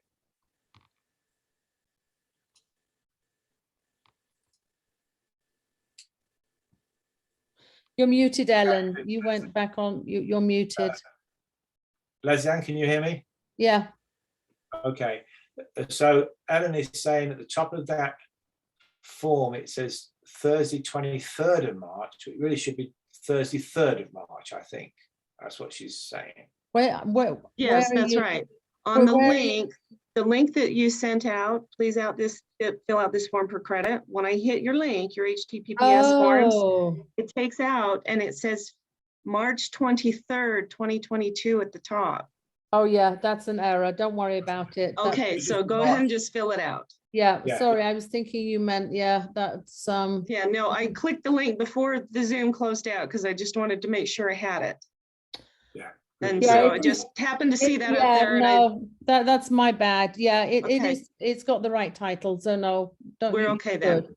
Yeah, Okay. the forms are for our reference because we by law have to keep a record of everyone that attends each class for up to 2 years. So 3 years. is it 3 years? Okay. Perfect. Thank you. Oh, you're welcome. Thanks for picking that up. Okay, I'll sign off. Okay. Thank you for the class. You're welcome.